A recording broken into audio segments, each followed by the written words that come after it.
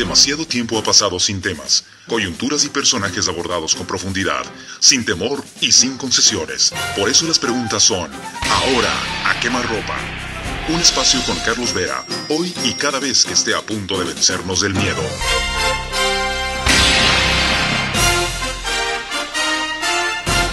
Bienvenidos a esta tercera entrevista con preguntas a quemarropa de nuestra serie Justicia Secuestrada, que se emite por el periódico digital Ecuador en Vivo. Empezamos hace 3 semanas con un jurista que denunció y probó aquí lo descrito desde hace 2 años por él mismo, el doctor Jorge Zavala Egas.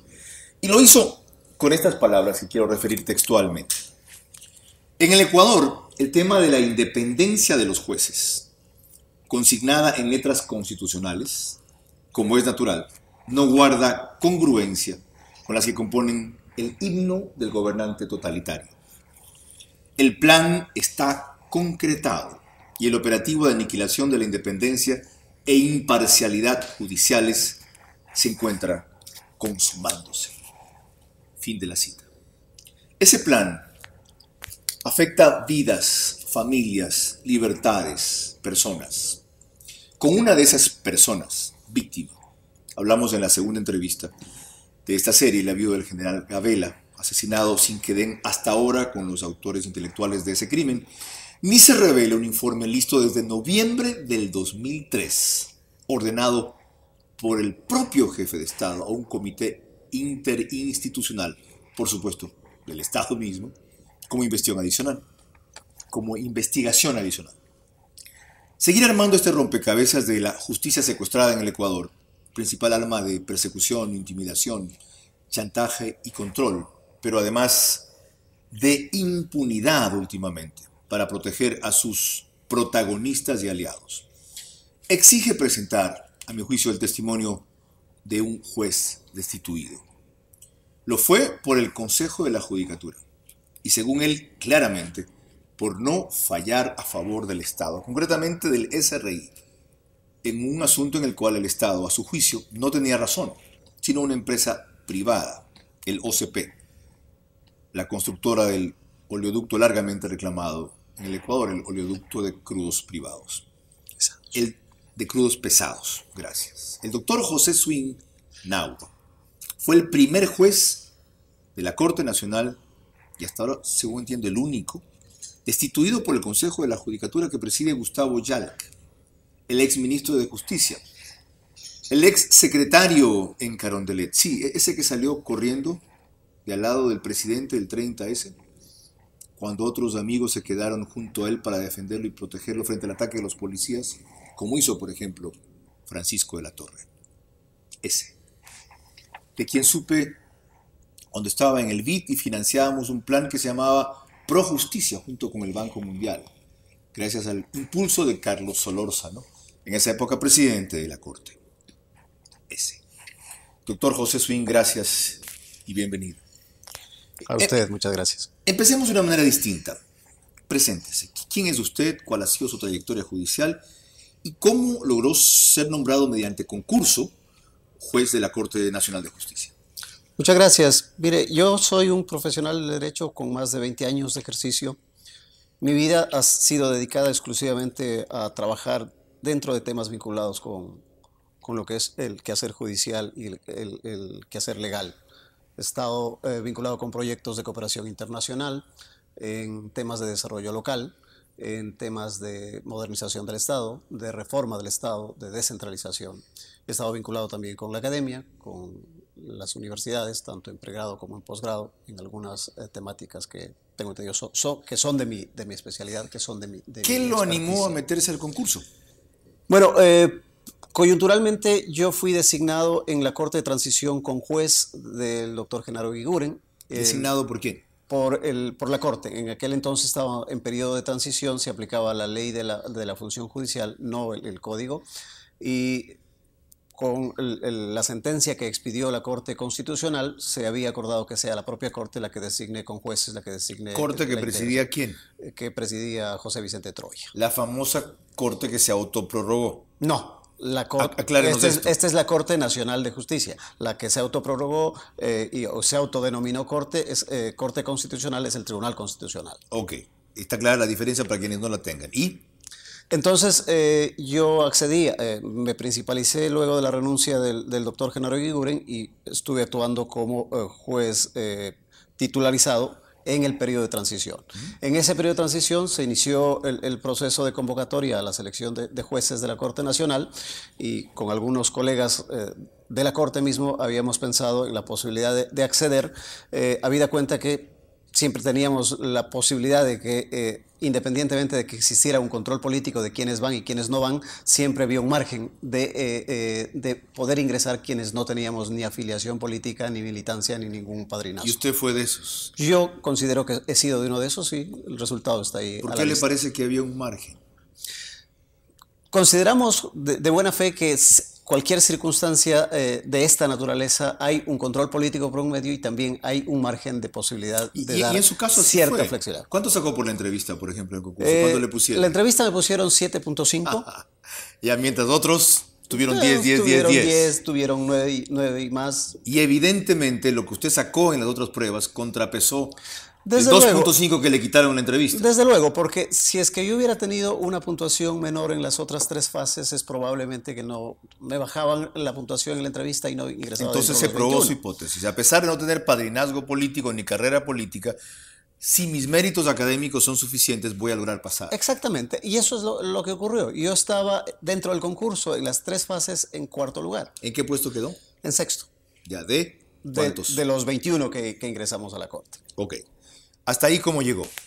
Ahora, ¿cómo opera la destitución cuando ustedes se pronuncian dándole la razón al OCP y no al SRI en esa demanda de las muchas que le hace el SRI reclamándole un pago de impuestos por una serie de determinaciones que en este caso llegaban, la cifra no está clara, 6 a 8 millones de dólares? ¿Cuánto fue este caso concreto? A ver, el tema yo creo que es interesante desagregarlo porque se ha tomado como un todo cuando hay partes dentro del proceso. Ahí hay más de una glosa que se estaba discutiendo. Algunas glosas se le dio razón a la administración, otras no se le dio razón a la administración, pero la incomodidad del Servicio de Rentas Internas que motivó una denuncia, una queja, dicen después el Consejo de la Judicatura, fue una glosa en particular que era el tema de la subcapitalización. Esa glosa en particular no excede de 7 millones de dólares. Ok, entonces la cifra es más o menos de esa. Esa es aproximadamente. Cuando usted dice en otros se les dio razón, habla en tercera persona, ¿quiénes les dieron la razón? Los que integrábamos la sala, obviamente. O sea, ¿usted mismo? Sí, claro. ¿En otros fallos se pronunció a favor del SRI? En el mismo fallo, lo que quiero decir es que en el mismo fallo existen varias glosas. Entonces, parte de esas glosas, algunas se les dio la razón a la administración y otras no se le dio la razón a la administración. Efectivamente, cuando Pero ustedes... el tema de fondo, en concreto, es la glosa por subcapitalización. Okay. Y eso es lo que se ha discutido. Explíquenos de esto lo más en lenguaje cristiano posible, porque uno de los argumentos del SRI es que este caso era igual a los demás, y ustedes cuando motivan, explican, sustancian su pronunciamiento, explican por qué era distinto a los demás. Efectivamente. El concepto que está en discusión es la subcapitalización y es la aplicación concreta del artículo 17 del Código Tributario que dice que cuando se estará a la sustancia que antes que a la forma, cuando los hechos dan que efectivamente existe una operación distinta a la que aparece en los documentos. Nosotros habíamos visto en el proceso que lo que existe en ese caso en particular sí existía un contrato de provisión de valores, de créditos por parte de la subsidiaria de OCP. Entonces, eso le hacía diferente a los otros casos en los que nosotros sí nos habíamos pronunciado. En efecto, nosotros nos habíamos pronunciado a favor del Servicio de Rentas Internas en temas de subcapitalización. Pero en otros procesos con temas completamente distintos. ¿Qué es una subcapitalización? Entonces? La subcapitalización implica simular un crédito. Es decir, hay en la forma un documento que dice yo, filial, le otorgo un crédito a la subsidiaria, pero en el fondo no existe tal crédito, no existe tal operación crediticia. Entonces, esa es la simulación. En este caso, habían los documentos de soporte de sustentación de que efectivamente hubo ese crédito. Al existir ese crédito, eso le marcaba la diferencia respecto de los otros ¿Y cuál casos. es el prejuicio al Estado, para que se entienda qué reclamaba el SRI, si en efecto una empresa hace esa simulación de un crédito? El tema es que si es que existiendo la simulación de por medio, implica que la empresa se beneficia de las deducciones de los intereses que paga por ese crédito. ¿Ya? Ese es en definitiva lo que está en discusión. Entonces, como la administración considera de que hay una simulación de crédito y que indebidamente se benefició de las deducciones por los intereses pagados. Los otros casos efectivamente había deducción por intereses, pero nunca hubo provisión de capital. En este caso había provisión de capital y provisión de los intereses. Okay. Eso marcaba diferencias en definitiva. Está entendida la diferencia.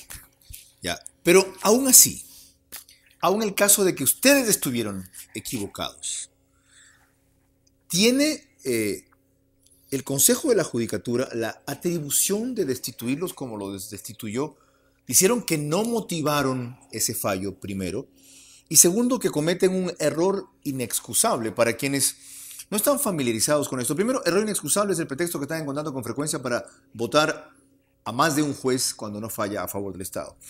Y la manera más sencilla de explicarlo, error inexcusable en un juez, es casi una estupidez. Es decir, por ejemplo, si mañana alguien me reclama porque le he bajado la llanta del carro sin ningún perjuicio, y el juez decide que como indemnización yo tengo que pagar $2 millones, eso es un error inexcusable, porque claramente el monto de la indemnización excede en mucho el grado del perjuicio que hubo, y hay un ánimo más allá de hacer justicia en ese pronunciamiento. ¿Ok? Aunque hubiesen existido de parte de ustedes, supuesto no consentido, falta de motivación, error inexcusable, ¿tenía la facultad de destituirlos, como lo hizo el Consejo de la Judicatura? A ver, yo creo que hay que marcar diferencias. Uno, ¿cuál es el rol del Consejo de la Judicatura consagrado en la Constitución? Sancionar administrativamente a los jueces. No estamos discutiendo. Es decir, hay una atribución constitucional que al Consejo de la Judicatura le corresponde ser el órgano administrador de gobierno y de disciplina de los jueces. Entonces, sí tiene atribución para sancionar a los jueces. Para destituir también. Incluida la destitución, cuando la razón amerita para esa destitución. ¿Por qué no ameritaba en este caso? Porque se arguye que se cometió dos faltas. Uno, falta de motivación, perdón la redundancia, y dos, error inexcusable. Respecto de la falta de motivación, el propio Código Orgánico de la Función Judicial dice que la sanción es la suspensión. Y respecto del error inexcusable, prevé como una causal gravísima y que provoca o generaría la destitución. Pero ahí está la discusión conceptual, si cabe el término, respecto del error inexcusable. ¿Qué es la figura del error inexcusable? ¿Cómo entender el error inexcusable? Y me parece que ahí es donde el Consejo de la Judicatura se equivoca. Primero, porque da oídos a una de las partes dentro del proceso. Da oídos al director del Servicio de Rentas Internas, que era parte procesal. Y era parte procesal no solo en esto, sino en todos los, casi la mayoría. ¿Cuál es el problema con darle oídos? Si tenía la razón, tenía que darle oídos. Claro, pero tenía que darle oídos en función de qué. Haciendo una investigación para llegar a determinar si efectivamente se produjo o no se produjo el error inexcusable. Formalmente se dice que se generó un sumario administrativo. Sí, yo no reclamo respecto del contenido formal eso no es del sumario administrativo. Pero el tema de fondo es que si es que se llegó a comprobar efectivamente la existencia del error inexcusable. Y ese es el tema de Vamos a ver esto cuando prosigamos. Porque esta figura y esta palabreja es muy importante. No lo olviden. Con el pretexto de error inexcusable, se ha comenzado no solamente a destituir a jueces como el doctor José Swing Nagua, sino a otros de menor jerarquía, que si se quiere despachan asuntos de menos valía para el Estado, pero vinculado con algún interés de él, sucede igual. Por eso hablamos aquí de que hay una justicia secuestrada en el Ecuador.